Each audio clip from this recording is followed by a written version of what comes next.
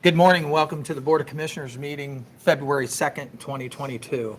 Prior to officially starting the meeting, we always ask local clergy if they would honor us in their presence here to lead us in prayer. And this morning we have Pastor Michael Brandenburg from Greenbush Baptist Church. Michael, would you please lead us in prayer? Yes, please. Thank you, Commissioners. Thanks for having us. It's an honor to be here. Let's bow our heads, please. Heavenly Father, Lord, let me first say thank you on behalf of all who are gathered here today. Thank you for your many and abundant blessings. Thank you for life itself and for the measure of health that we need to fulfill our callings, for sustenance, and for our friendships. Thank you for the ability to be involved in useful work and for all the honor of bearing appropriate responsibilities with due diligence here today. Thanks as well for the freedom to embrace you or the freedom to reject you, but thank you for loving us even so from your boundless and gracious nature. Lord, in your word, it tells us to pray for those who have authority over us to promote peace and order and justice. Therefore, I pray today for our commissioners, for the various levels of county officials, and in particular for this assembled council. I'm asking that you would graciously grant them wisdom to govern amid the conflicting interests and issues of our day, a sense of welfare and true needs of our people, and a thirst for justice and righteousness, and confidence in what is good and fitting. Lord, we ask today also as we commemorate on this day the third anniversary of Detective Bill Brewer, a servant of this county with selflessness and with dedication to its citizens. God, we pray for his family, Lord, the entire sheriff's office, and every citizen of this county that endured his selfless sacrifice. God, be with them, bless them, and keep them in today's commemorating moment. God, I pray for this agenda set before these folks today. Please give them assurance of that you would please them and would benefit them and live and work in this county. In Jesus' name we pray. Amen. Thank you. And now to officially start our meeting, Commissioner Corcoran, would you lead us in the Pledge of Allegiance? Yes. I pledge Allegiance to the flag of the United States of America and to the republic for which it stands, one nation, under God, indivisible, with liberty and justice for all. I officially call this meeting of the Board of Commissioners to order. And the first order of business is I would like to ask to excuse Commissioner Batchelor from this morning's meeting. She is obviously absent for excused purposes. If that would be acceptable? Yes. Okay. Then we will move on to our regular agenda. The first item in order of business is the approval of the regular session minutes of 1/26/2022. I know you've had those early, had an opportunity to read them. Do I have a motion for consideration of approval? I'll make the motion. And I'll second that motion. Any conversation or discussion? Holly, roll call. Commissioner Corcoran. Yes. Commissioner Painter. Yes. Before we move on to C, our public participation portion, I'd like to move item number H up for county elected and official discussion. I understand Chris Davis is here with us this morning and has some information he'd like to share with us about the Information Systems Department here at Clermont County. Thanks, Chris, for being here. Thank you. Good morning. Good morning, Chris. I'll try not to get too technical or too long-winded. So, thank you for giving me the opportunity to talk to you this morning. Kind of give you an update on ISD and over last year.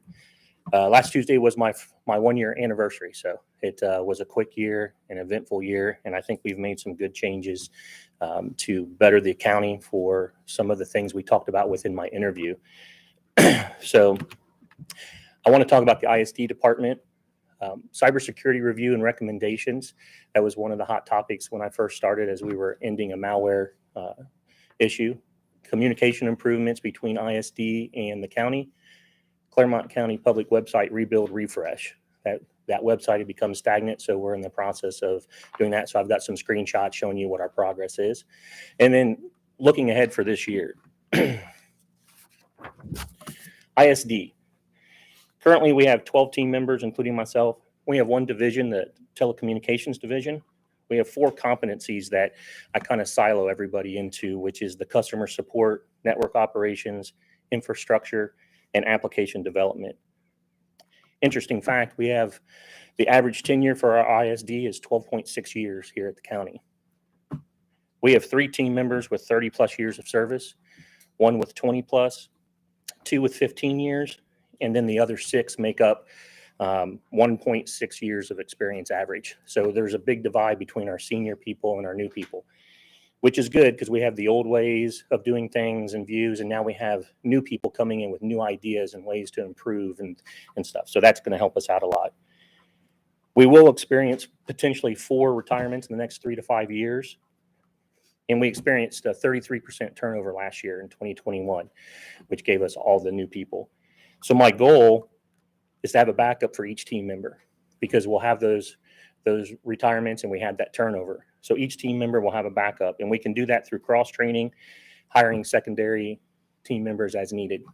The primary example there is customer support. We need more than one person, so we will have to hire as we grow. So cybersecurity review and recommendations.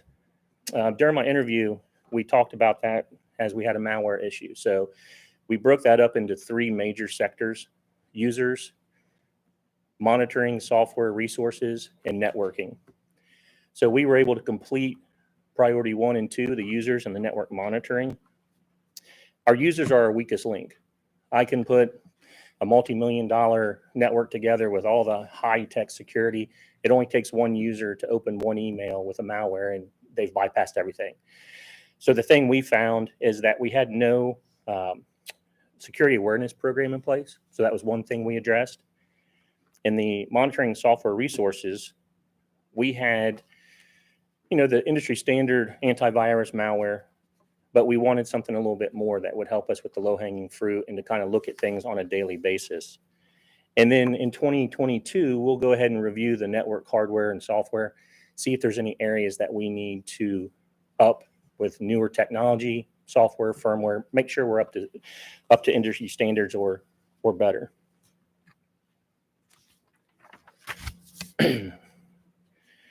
So priority 1 users, we reviewed in multiple companies that provide the security awareness platforms. And we decided that we would go with KnowBe4 as they're the industry standard, has the largest catalog of training for us to be able to provide our end users. We implemented that June of 2021, and we ran our first phishing campaign to establish that baseline. Industry benchmarks on a government 1,000 plus employee is a 24.4% phish prone, meaning almost a quarter of your users would click on something. We came in at 21.5%. We came in better. I think that's because we were going through the malware issue at the beginning of the year, and we kept that in front of people.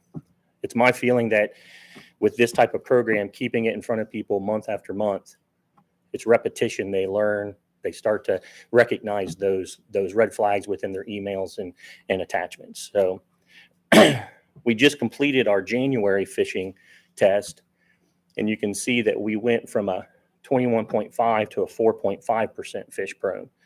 So our training that was in place for the 6 months and keeping it out in front of people seems to be working quite well. A 1 year baseline should be 4.5%. We were at 5.9 or 5.8. So you can see that we're close to a 1 year baseline within 6 months. So it's working well for us. The other piece that KnowBe4 does for us is we're able to use a security awareness proficiency assessment, and it's over 7 categories. And the results are up on the screen there, but basically we're proficient in 2 of them, 5 of them that we're not. So this gives us an opportunity to see where our weaknesses are and what we need to do to strengthen those weaknesses. We were proficient in email security and security awareness, which shouldn't be a surprise since that's what we focused on a lot last year. We scored a 58%, and the industry standard was a 64.8%. So we're a little low, but that was our first baseline. So in September of this year, we'll run that second time, and we'll see where we're at that point. What this also does is allows us to create more targeted training. Instead of just throwing blanket training out there, we know what our weak points are. We put that training out and we make those strengths. So that'll be a big benefit for us.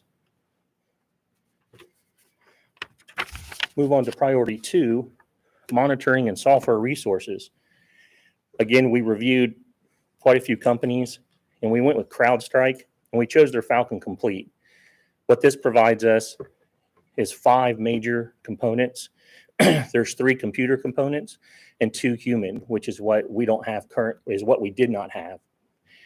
So we put this in place. So it comes with Falcon Prevent, which is the antivirus, which is put on every computer. That is a computer component. Falcon Discover, the IT hygiene. This actually scans our network for any new devices that come online. We can validate those to make sure that somebody didn't get into a building and plug a device in unwanted. And that's computer-based. Falcon Insight, endpoint detection and response. This collects all kinds of logs from every computer and sends it up to the CrowdStrike company to where their technicians review those logs. So the computer sends that up. Falcon Complete, the expertise piece of it, are those technicians, those first line that review every single log, look for anomalies, issues that may be lying in wait. And then they have their Falcon Overwatch, which is managed threat hunting. That's a human interaction. So when something is brought to their attention that there could be an issue, they dive right in and they have a 1, 10, 60. They see it within 1 minute. They research and determine what needs to be done within 10 minutes, and within 60 minutes, it's remediated. So far, we've had 3 that they've done that to, cleaned up within 60 minutes. So they're hitting their service levels. When we implemented this in late September, they give us a 30-day period where they validate our network. So they come in, they clean everything up. They make sure every system is clean. They certify that. At the end of October, we were certified, clean and ready to go. Since then, we've had no breaches. October, there was 94 distinct detections found. Nothing in November, and December had 7. So you can see after 3 months, they've really pulled down and prevented a lot of things, even from the minor intrusions. So that's good. The total hunting leads, that is through the Overwatch that I spoke about, where they're reviewing that, finding what could potentially be wrong. They had 5,100 leads and only had to investigate those 3. So that's a good sign that we're tight. I didn't include any charts here because they were real technical and not fun. So then the next piece, when I was interviewed, was there was a lack of communication between ISD and the end users. Various reasons, people changing over, people not knowing each other, whatever it may have been. So we reviewed and we found out that the biggest area that we communicate with the end users is our support desk, our help desk. So we reviewed several ticketing systems. The current ticket system, you send an email in, somebody would look at it, determine if it was a ticket or not, create the ticket, do the work, close it out. And there wasn't a lot of communication. The end users didn't know if it was completed, what was going on. So one of the key benefits of this new system is it automatically creates a ticket for you. We assign it to whoever is the expert in that area. Any communication that happens between the end user and the technician, or even just the technician entering in their notes, is emailed back to the user. So there's constant communication going back and forth. When the ticket's resolved and closed, the end user knows my issue's been resolved. So I tried to really get that communication automatically happening. We don't have to enter some notes, go to a separate system. It's all within one. Another piece, I'm about metrics. I'd like to know my numbers. I like to know where we're at for service levels, staffing. Metrics help me determine that. So this new ticketing system has a much more robust database, which allows me to go in with some tools and pull more data. I could not see that in the old system at all. So over the next couple pages here, just some very simple reports that were created. This is a drill down report. If you're familiar with those, you start at a higher level, drill down. So this is a tickets by year. I just drilled down to month. We can take it all the way down to days. Just kind of tells me how many tickets we're doing, what months are busier, staffing needs. If everybody, if December's a heavy use for some reason, helps me determine who gets to take a lot of vacation or not. We need to make sure that we staff that support desk. Tickets by category.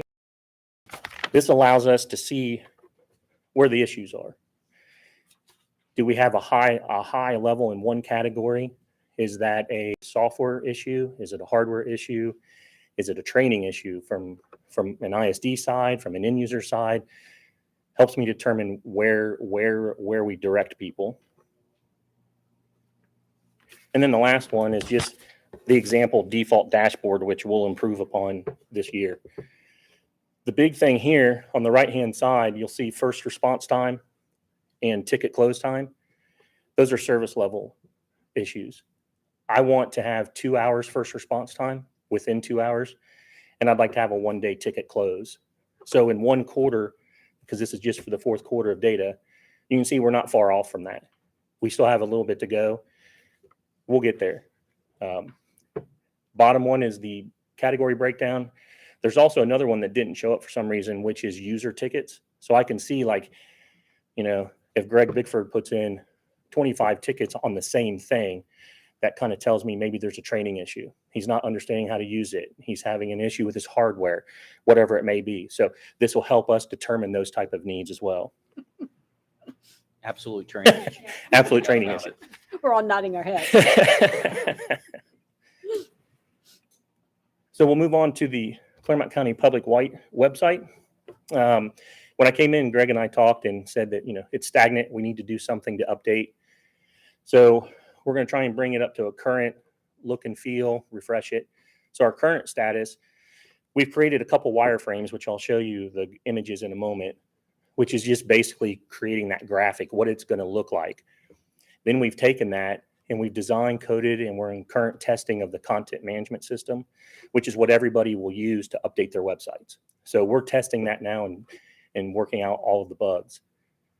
We're doing that by migrating the main site. So we're actually migrating it over to the new environment, testing the bugs.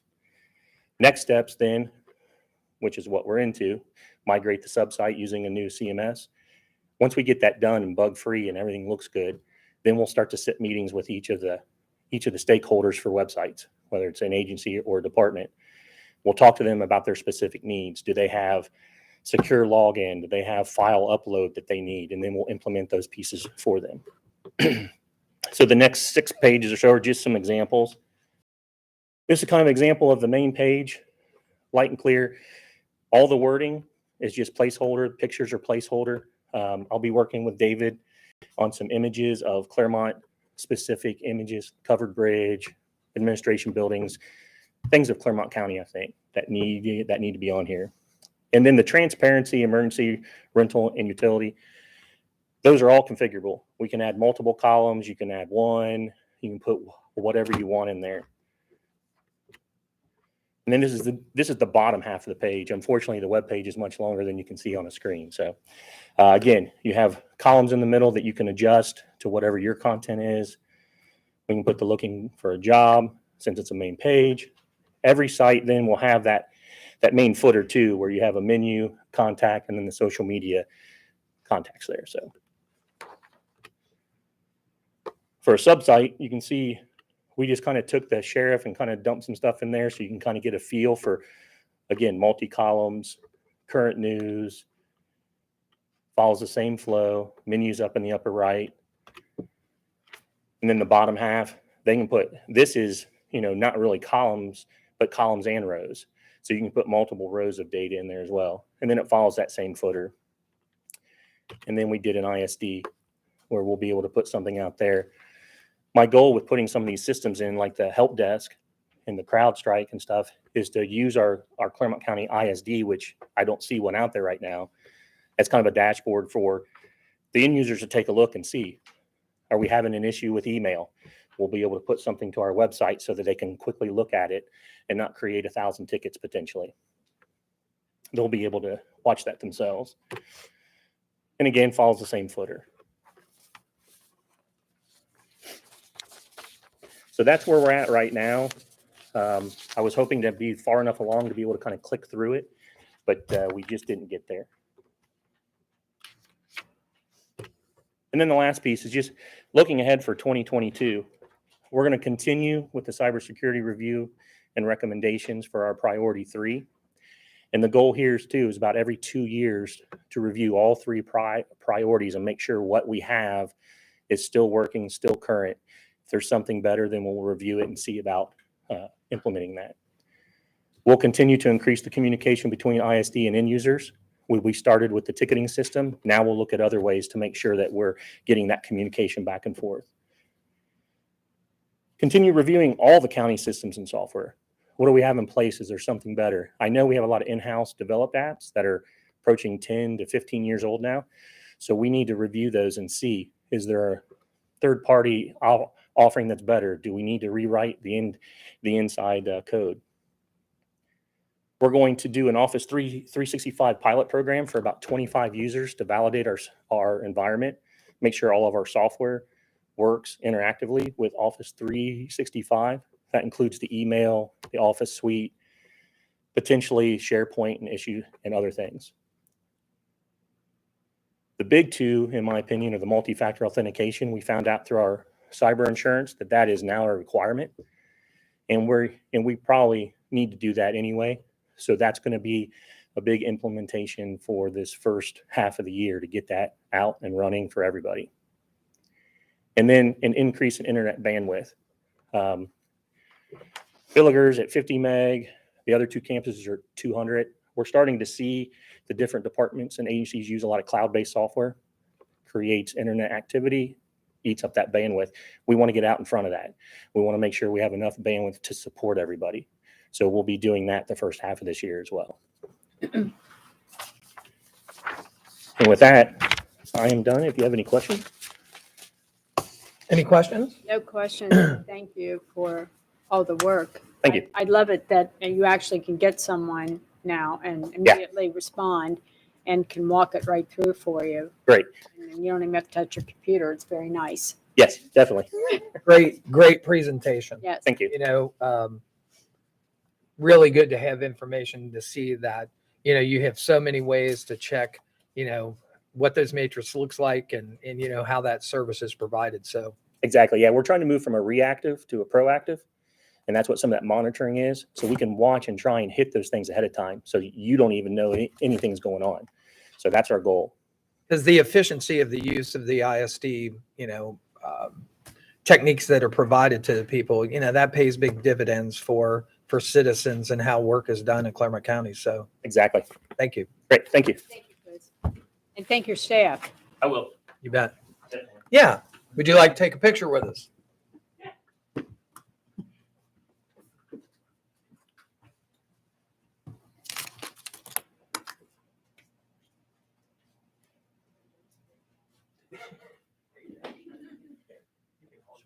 Oh, there we go. Yeah.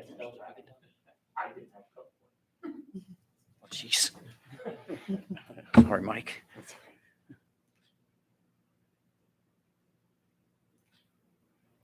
Thank you. I appreciate that. Thank you. Thank you. Thank you very much. Chris.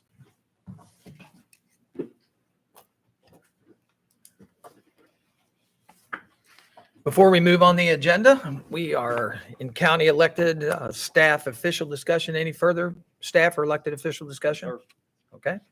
Then we will move on to item C of the agenda, public participation. Do we have anyone in attendance today from the public that would like to participate? Anyone next door? Okay. All right, then I will close public participation and we will move on to item E, the non-consent agenda. Non-consent agenda has been provided early. Had an opportunity to review it. Are there any changes or items that need to be removed from the non-consent agenda for further discussion? Are we moving on? Want to do D, consent first? Oh, I'm sorry. You're That's right. all right. I just- Consent, I shouldn't have moved E. Item D, consent agenda. It's been provided early. You've had an opportunity to review it. Are there any items that need to be removed from the consent agenda? None. None here. With that, do I have a motion to approve the consent agenda as provided? I'll make the motion. I'll second that motion. Roll call, Holly. Commissioner Corcoran. Yes. Commissioner Painter. Yes. Now we'll move on to item E, the non-consent agenda. Non-consent starts on page 5 with item number 11.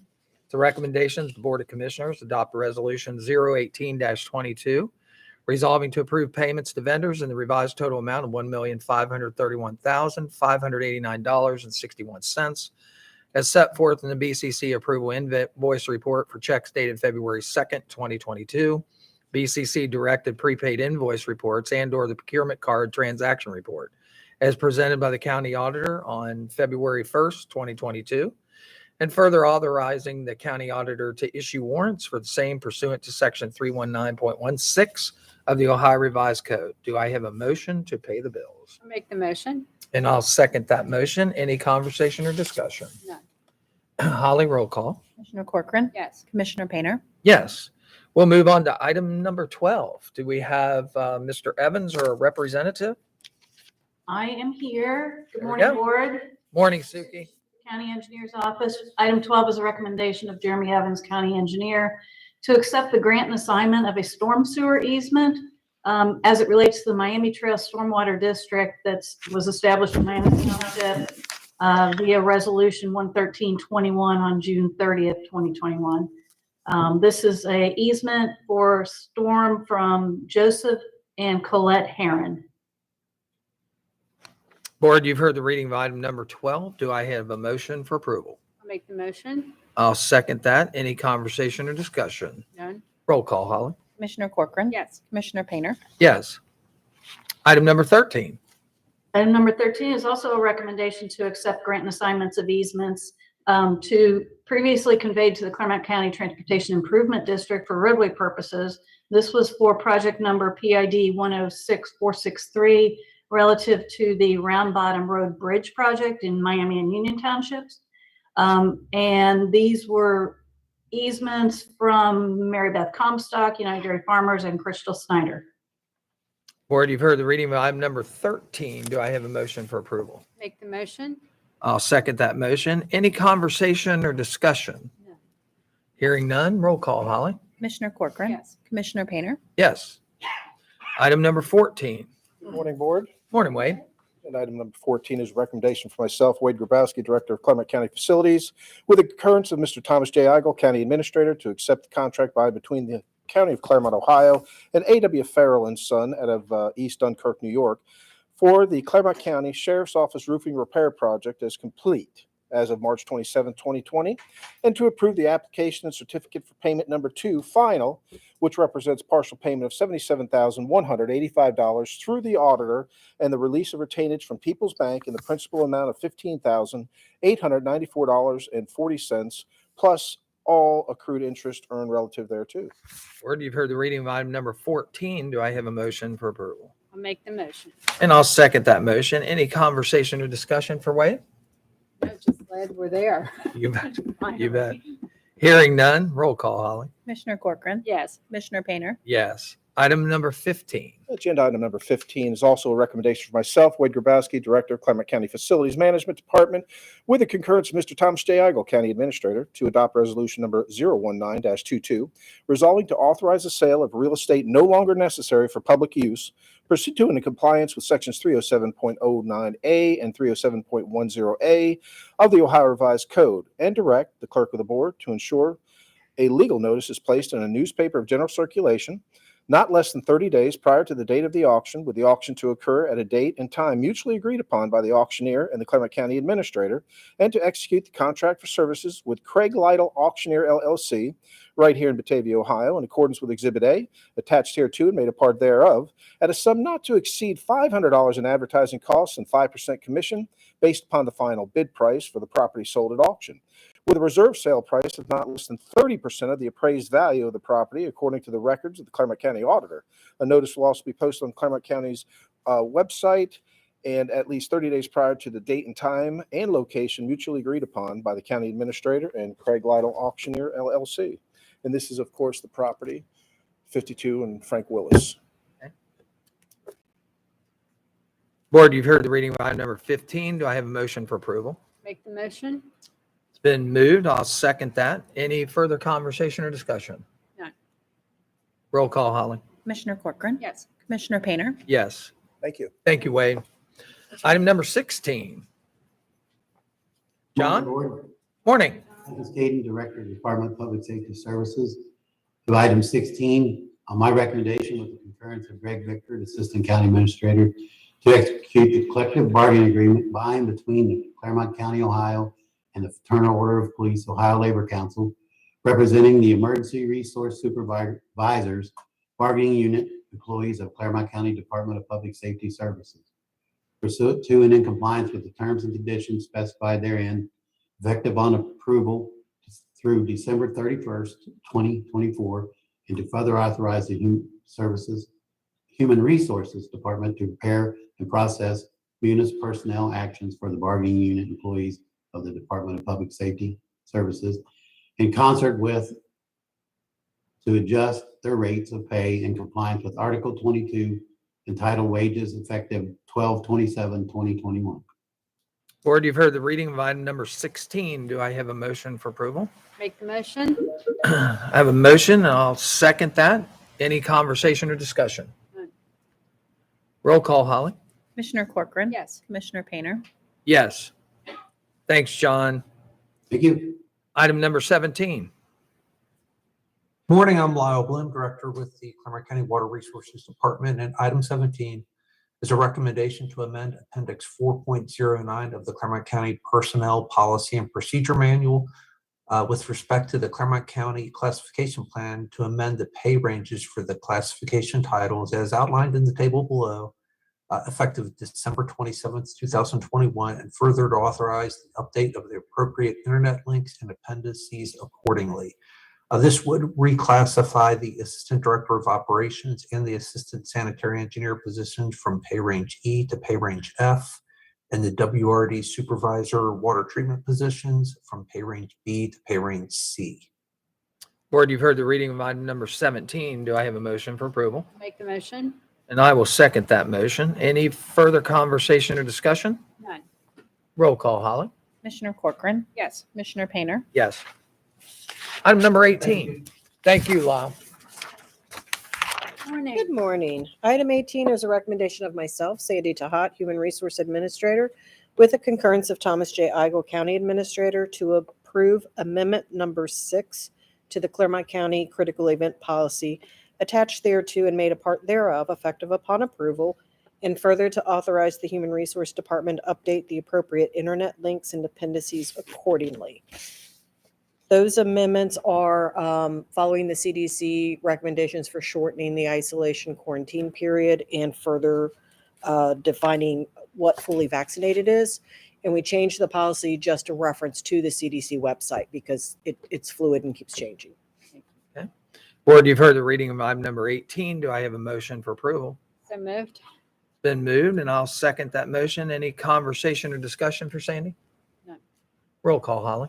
Commissioner Corcoran. Yes. Commissioner Painter. Yes. Thank you. Thank you. Item number 19.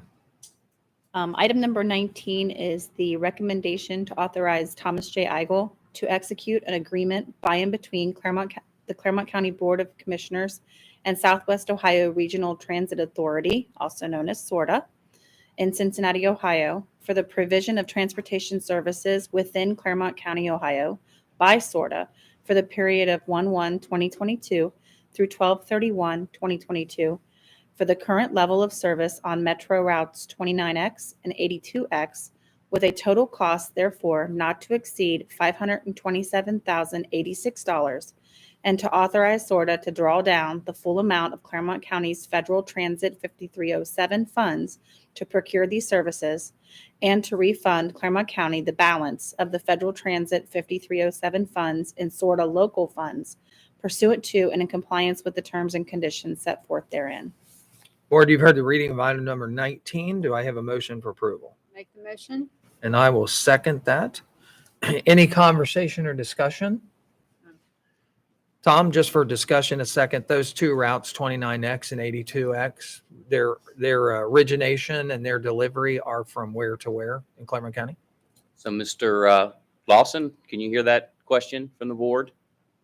Yes, sir. Can you hear me? Yes. So Scott, as you know, Scott Brewer has left, and so Lawson is filling in. So I'll turn that over to Lawson. Hi, Commissioners. The 29X is the Milford Express, and it runs from downtown Cincinnati out to the Milford Shopping Center daily, Monday through Friday. The 82X is the Eastgate Express, and it runs also from downtown Cincinnati up 275 to 32, and it terminates at the Union Township Civic Center Park and Ride Lot. Thank you. Thank you very much. I just wanted to make sure that that was clarified for people here in Clermont County. Sometimes people ask you, are you guys associated with with those buses? Do we have that service? So that way they know if they need to use it, they can catch a ride at those locations. Thank you. You're welcome. Any further discussion? Hearing none, roll call, Holly. Commissioner Corcoran. Yes. Commissioner Painter. Yes. With that covers item number E, our non-consent agenda as presented. Item F, do we have any additions to that agenda, Tom? Yes, sir. Hearing no additions, I will move to G, and I'm requesting an executive session pursuant to section 121.22 G1 of the Ohio Revised Code to consider the employment and/or compensation of a public employee or more public employees. Do I have a motion to go into executive session? Make the motion? I'll second that motion. Roll call, Holly. Commissioner Corcoran. Yes. Commissioner Painter. Yes, we will be moving into executive session. We will return and we will conduct further business. Thank you.